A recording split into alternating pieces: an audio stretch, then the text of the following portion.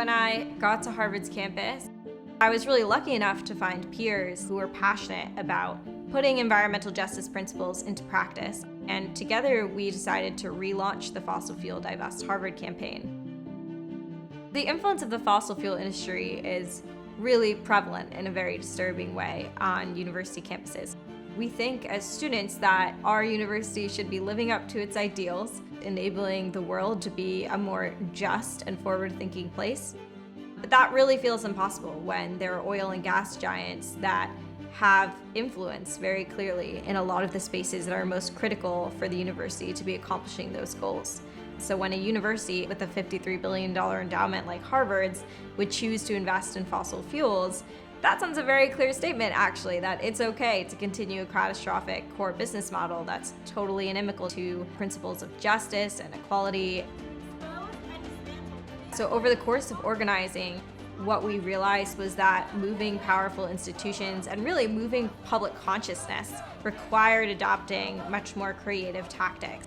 We started by organizing more conventional rallies and writing a lot of op-eds, and then we moved into staging really creative direct actions like a mock oil spill and storming the football field at the annual Harvard-Yale game, and ultimately moved into leveraging the power of the law, filing a historic legal complaint in order to hold the university accountable. In fall 2021, after years of tireless organizing, we were able to get Harvard to pledge to divest its $53 billion endowment from the fossil fuel industry. Divesting the endowment of the world's richest university is a really historic victory for the divestment and for the broader climate justice movement. After Harvard committed to divestment, over a dozen major institutions followed suit. It really just goes to show how much impact can be made by compelling change from a really powerful public player in this sphere. So we had this really big victory last year, getting Harvard to pledge to divest. And now being back on campus, there's this interesting question of what we do, given that big oil is still really pervasive around Harvard and benefiting off of using its name brand and its resources. It's unbelievable. If one campaign gets a divestment win, it affects the whole movement. It sends the signal that truly any institution should not be exempt from doing the right thing. After we got Harvard to pledge to divest, there was so much more exciting work to be done.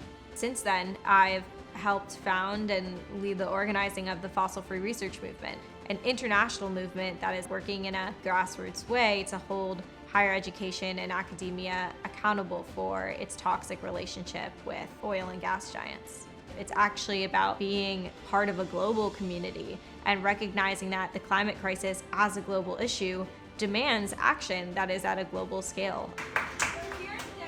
Since then, our progress has only grown. We staged the first ever international fossil-free research action in which students and academics occupied the BP Institute at Cambridge. Seeing the growth of the movement feels really rewarding. Having spent so much time in it, but also having grown so much personally makes the world of difference to go into an organizing meeting where I'm really genuinely excited to see like every single person in there, whether or not I've met them before.